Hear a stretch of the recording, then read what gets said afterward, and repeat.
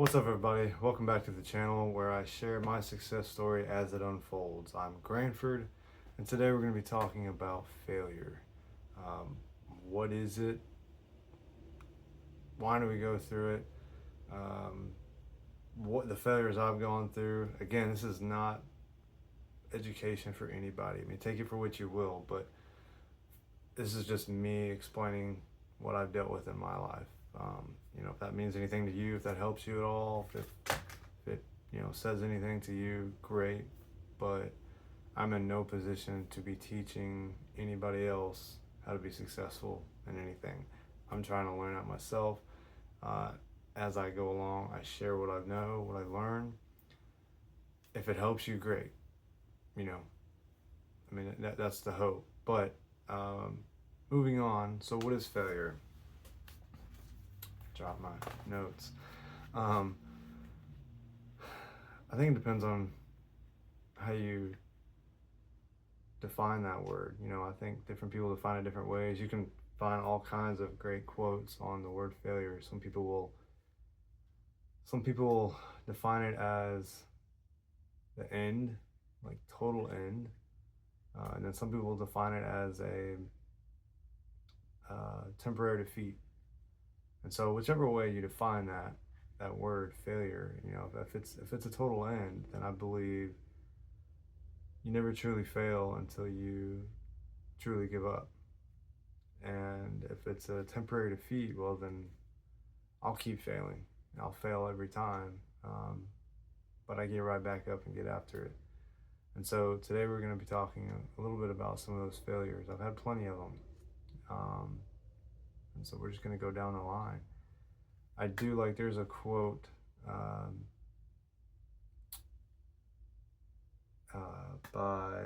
Thomas Edison. He said, "I've not failed."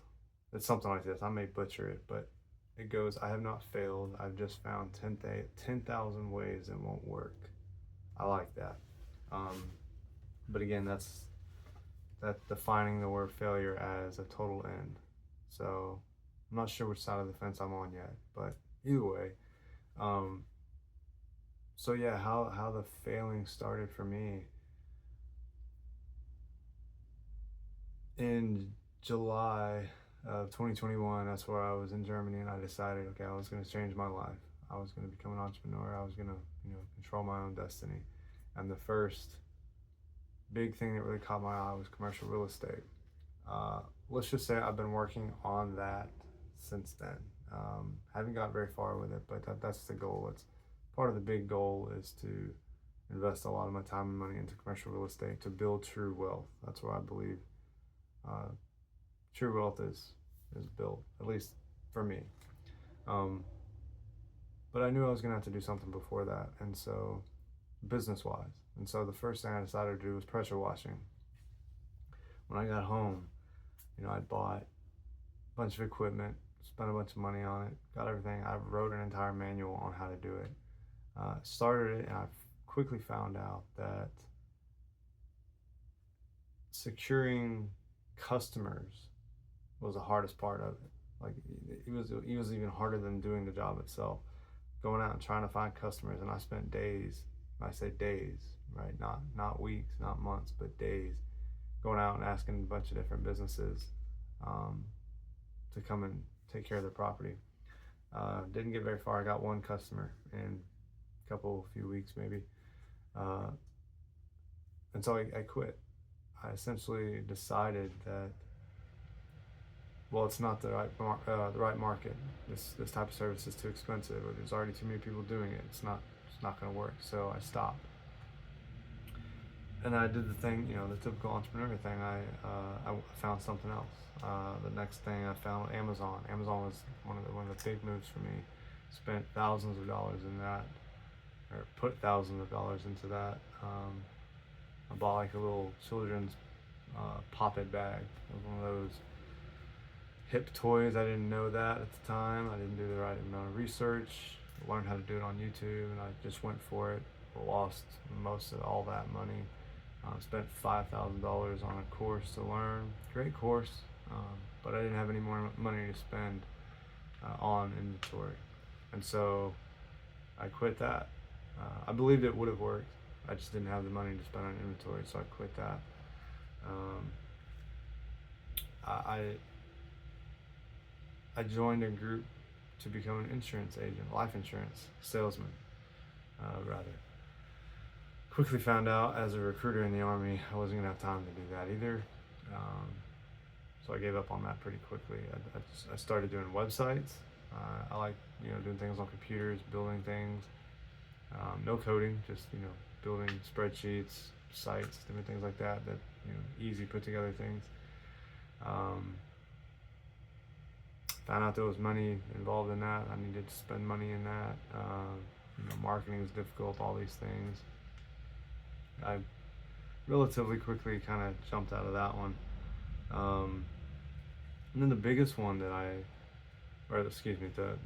latest one that I pretty much failed on, if you want to call it, started a mowing business. It was called Grass Grunt. I was on my way out of the Army. It wasn't completely out yet. On my way out, and started a mowing company. I was actually going pretty well in the first couple weeks. I already had like 3 or 4 customers. One day, I think the heat got to me. I don't think I was hydrated enough, had enough electrolytes, something. The heat got to me. But at the time, I was going through a lot of stress with recruiting, with getting out of the Army and everything. I was having heart issues. And so I think I let myself convince myself that, okay, well, I can't do this type of work because I got heart problems and it wasn't going to work out. And I think the underlying truth was I didn't have the vision. I didn't want to be outside doing all the hard heat work. I've already done that 10 years. It wasn't, it just didn't feel like my goal was being, achieved in that type of work. Not quite sure, but I believe I let the health problem be the excuse for why I jumped out of that one. So I got out. Now, granted, again, I did have that day. I started feeling pretty bad, really bad. My customer actually told me to stop mowing and come inside their house they gave me a Gatorade and sat me down in the cool AC to cool down. So, I did have a bit of a scare, but I think ultimately I let that stop me, among other reasons. And so I would consider that a temporary setback. I'm not the only one who's dealt with this. A lot of people do. I mean, maybe I've had more setbacks, more failures than most. Some, I don't know. I doubt it, but maybe. But why? Why? I started asking myself, why am I going through these cycles of starting something, quitting, starting something, quitting? Is it because I'm not? Do I not have the capability of seeing something through? Did mama raise a quitter? Is that what I am? Am I a quitter? Do I not have what it takes to push through and actually make something work? Like, am I not supposed to be an entrepreneur? All these questions, and I really didn't have an answer until one day I saw a video, and I'm going to link that video here however I can, whether down below or up above, something. I'm going to link the video of Alex Hormozy explaining it. I don't know if he came up with it. I think he did. But he talks about something he calls the 5 stages of entrepreneurship, and he says most all entrepreneurs go through it. Unless like you're following a very hardcore passion of yours. Like my wife, her passion is cooking. I know that no matter what she does, as long as she does it with cooking, she's good, she's golden. But for me, I didn't have a passion. I don't have a passion. My passion is, as far as I know, I hadn't even pinpointed it yet. I think it's just building something for myself and watching it grow, whatever it could be. I don't know. my current dream is to own a bunch of businesses and take the income from that to build a life, build my commercial real estate empire, and just, you know, call the world my own, as far as what, the world that I'm concerned with. But most entrepreneurs go through it, is what he said, and I can see that. I've heard plenty of entrepreneurs talk about it, but he lays it out perfectly. He says there's 5 stages. I have it wrote down. Number 1 is uninformed optimism. So you go into something not fully knowing what you're getting yourself into, like I did with the pressure washing. I thought it was going to be great. Like I said, I created an entire manual. I thought it was going to be wonderful. Super easy work, mix some chemicals, put it in the machine, spray. How hard could it be? And then stage 2 is informed pessimism. So that's where you start learning, oh shit, this is a lot harder than I thought it was going to be. Here's all the downsides, right? It costs a lot of money to buy the chemicals, or you need a certain type of machine to clean a certain type of thing, or let's go back to my issue. Customers are really difficult to get, right? It's not as simple as, hey, can I spray your shit? No? Okay, well, it's a lot harder than that. So you start seeing all the negatives, all the downsides, all the difficulties. And that's when you come to stage 3, Valley of Despair is what he calls it. So you're at the very bottom. So it kind of looks like a roller coaster. You're at the very bottom of that coaster ride, and this is where we all have to make a decision. This is where it looks the darkest. Okay, I don't think I can keep this going. It's not working. It's either it costs too much money, or getting customers is too difficult, or the job is too hard, the work is too difficult, whatever it is. You're at the bottom, and this is where most people give up, and they quit pursuing whatever vehicle that is, and they jump to the next thing. So that's kind of what I did with the Amazon. I quit pursuing the pressure washing and went with Amazon. It was the next, great thing for me.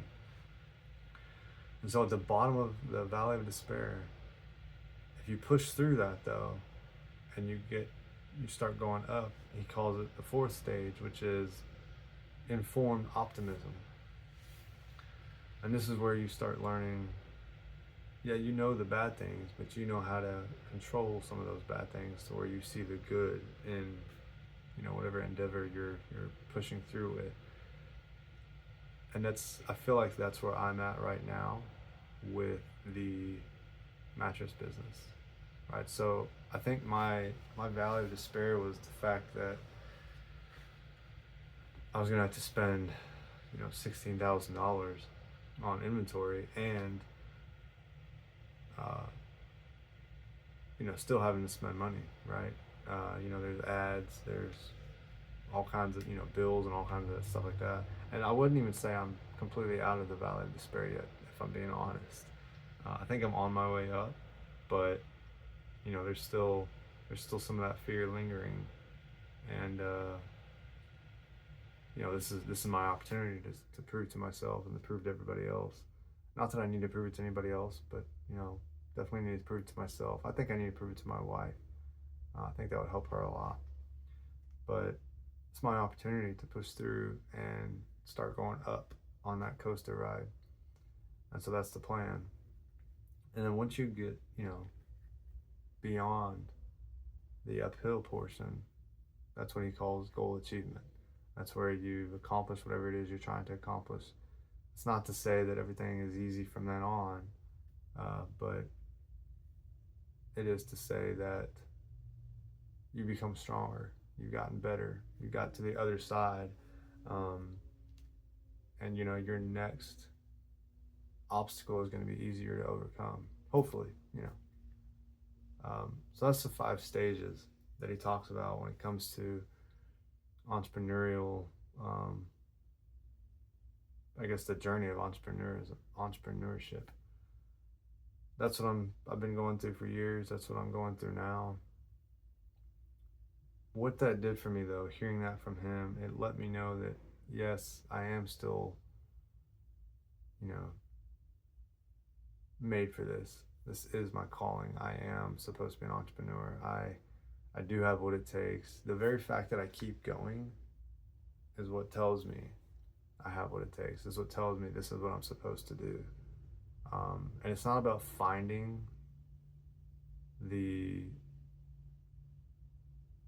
the right method. It's not about finding the right vehicle, for me at least. I think it's just sticking with one, getting to that bottom part of the valley of despair and then pushing through it. I think I could have done it with the pressure washing. I could have done it with the mowing. Could have done it with Amazon. You just have to overcome the obstacles. That's what I had to tell myself. I had to overcome the obstacles. That's what I'm telling myself right now, and that's how I'm going to get through the mattress business, and everything. Every other business that I'm going to acquire on my way through. So that's just kind of the way I look at it. That's what I've learned along the journey so far. Hopefully that helps you. If you learn anything, smash the like button, give me a thumbs up, subscribe. We're just gonna keep following this journey. It's gonna go great places, and I hope you're along for the ride. Till next time.